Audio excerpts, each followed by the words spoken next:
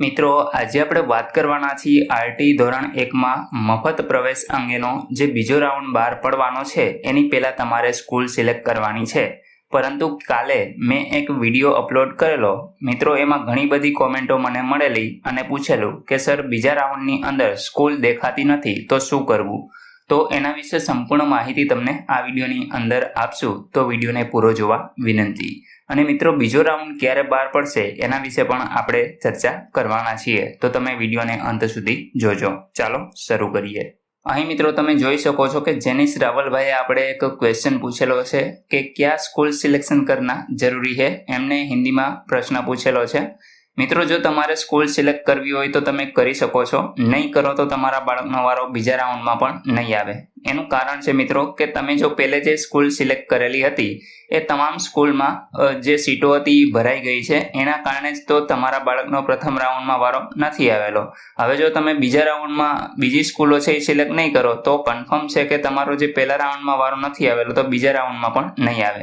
એના કારણે તમારે જો તમારા બાળકને આરટી અંતર્ગત ભણાવવું હોય તો તમારે જે પણ સ્કૂલો દેખાતી હોય એમાંથીને પ્રાયોરિટી પ્રમાણે છે એ સ્કૂલ સિલેક્ટ કરવી જોઈએ, તો જ તમારા બાળકનો બીજા રાઉન્ડમાં વારો આવવાના ચાન્સીસ હોઈ શકે. ત્યાર પછી સંજયભાઈએ પ્રશ્ન પૂછેલો છે કે સ્કૂલ ચેન્જ કરવા પર બધી જ સ્કૂલ ડિલીટ થઈ ગઈ હોય તો બીજી સ્કૂલ સિલેક્ટ થશે કે નહીં.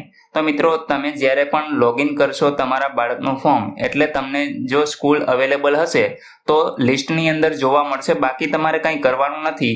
જો તમને સ્કૂલ દેખાય તો તમારે એને સિલેક્ટ કરવાની રહેશે, અને ન દેખાય તો એનો મતલબ એમ કે તમારા એરિયાની અંદર જેટલી પણ સ્કૂલો છે એમાં જગ્યાઓ ફૂલ થઈ ગઈ છે, એના કારણે તમારે હવે છે એ સ્કૂલો સિલેક્ટ નહીં થઈ શકે, એટલે કે તમારા બાળક આરટી અંતર્ગત ભણી નહીં શકે. તમારે એને હવે તમારી રીતે ભણાવવાનું રહેશે, અથવા તો કોઈ સરકારી સ્કૂલમાં છે એ એડમિશન મેળવી લેવાનું રહેશે.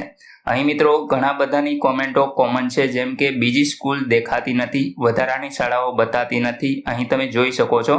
તો એ તમામને હું કહી દઉં કે જો તમારા જે બાળકનું ફોર્મ છે એમાં લોગિન કરો અને શાળા ન દેખાય તો એનો મતલબ એમ મિત્રો કે તમારા નજીકની જેટલી પણ શાળાઓ હતી એ તમામની જે સીટો છે એ ફૂલ થઈ ગઈ છે, એના કારણે હવે તમને શાળા છે એ નહીં જોવા મળે. ત્યાર પછી આપનું ફોર્મ કન્ફર્મ થયેલ નથી, આનો શું મતલબ થાય? મિત્રો આ મેસેજનો મતલબ એવો થશે કે અહીં જો તમે ફોર્મ ભરતી વખતે તમારું ફોર્મ પૂરેપૂરું સબમિટ કરેલું નહીં હોય એટલે તમને આવો મેસેજ છે એ જોવા મળી શકે છે. ત્યાર પછી આ પ્રશ્ન પણ કોમન છે, જોઈ શકો છો તમે, કોઈ સ્કૂલ દેખાતી નથી, તો એને આપણે પહેલાં જ જવાબ દઈ ચૂક્યા છીએ. અહીં કોઈ નવી કોમેન્ટ છે કે ડોક્યુમેન્ટમાં શું અપલોડ કરવાનું છે. હા મિત્રો, અહીંયા આપણે ક્યાં ડોક્યુમેન્ટ અપલોડ જ કરવાનું છે, કારણ કે તમારે તો જ્યારે તમારા બાળકનો વારો આવી જાય ત્યારે સ્કૂલે જઈ અને ડોક્યુમેન્ટ છે એ વેરીફાઈ કરાવવાના રહેશે. તમારે જે તે સ્કૂલ તમને એડમિશન આપે ત્યારે મિત્રો તમારે એ તમામ ડોક્યુમેન્ટ છે એ સાથે લઈ જવાના રહેશે. આપણે ડોક્યુમેન્ટ વિશેનો વિડીયો પહેલાં જ મૂકેલો છે, તો એ તમે એક વખત જોઈ લેજો કે કયા કયા ડોક્યુમેન્ટ છે એ તમારે વેરિફિકેશન વખતે સાથે લઈ જવાના રહેશે. તો મિત્રો આ કોમેન્ટો તમે જોઈ શકો છો કે ગઈકાલના જે વિડીયો આપણે મૂકેલો હતો તો એમાં આ જે તમામ કોમેન્ટો આવેલી છે એના આપણે અહીંયા જવાબો આપી દીધા. મિત્રો આ વિડીયો એટલા માટે બનાવેલો કે અહીં તમે ઘણી બધી કોમેન્ટો જોશો તો કોમન રહેશે અને તમામના જવાબ છે એ એકસાથે તમને મળી જાય, એટલા માટે જ મેં આ વિડીયો બનાવેલો છે. બાકી હું એક એકને પણ અહીંયા છે એ લખી અને જવાબ આપી શકત, પરંતુ એનાથીને જે અન્ય વ્યક્તિઓ છે એમને ખબર ન પડત. હવે મિત્રો અહીંયા હું તમને એક બીજી પણ વાત બતાવી દઉં છું કે બીજો રાઉન્ડ છે એની તારીખ ક્યારે બહાર પડશે. તો મિત્રો બીજો રાઉન્ડ છે એની તારીખ છે એ મોટા ભાગે 8 તારીખ પછી જ જાહેર કરવામાં આવશે. આપણે જે અગાઉ સૂચના જોયેલી હતી કે આરટી પ્રવેશ માટે બીજા રાઉન્ડ અન્વયે જો આપ શાળાઓની પસંદગી કરવા ઈચ્છતા હોય તો તારીખ 3/5/2024 થી ને 8/5/2024 સુધી તમે કરી શકો છો. તો મિત્રો આ જે સૂચના છે એ આરટીનું જે હોમ પેજ છે એના ઉપર તમને જોવા મળશે. તો 3 થી 8 તારીખ સુધી તમે તમારા બાળકની શાળાઓ છે એ બીજા રાઉન્ડ માટે પસંદ કરી શકશો. બુધવાર સુધીમાં ઓનલાઈન અરજીમાં ટેબ પર જઈ અને એડિટ અથવા તો વ્યૂ એપ્લિકેશનમાં એપ્લિકેશન નંબર અને જન્મ તારીખ નાખી અને તમે શાળા પસંદગી કરી શકો છો, જેથી બીજા રાઉન્ડમાં તમારા જે પ્રવેશ મળવાની કાર્યવાહી છે એ આગળ કરી શકાય. ત્યાર પછી મિત્રો એની ચકાસણી થઈ અને જે પણ શાળામાં જે બાળકનું કન્ફર્મ થશે એ પ્રમાણે બીજો રાઉન્ડ છે એની તારીખ જાહેર કરવામાં આવશે.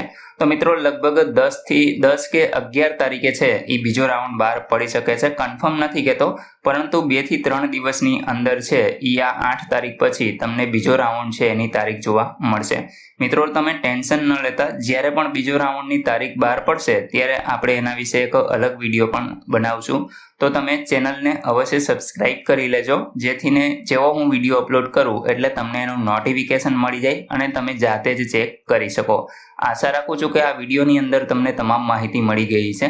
તેમ છતાં પણ કોઈ પ્રશ્ન હોય તો કોમેન્ટ દ્વારા પૂછી શકો છો. વિડીયોને લાઇક કરજો, તમારા મિત્રો સુધી શેર કરજો અને ચેનલને સબસ્ક્રાઇબ કરી લેજો, જેથી એવી કોઈ પણ માહિતી આપ સુધી પહોંચતી રહે.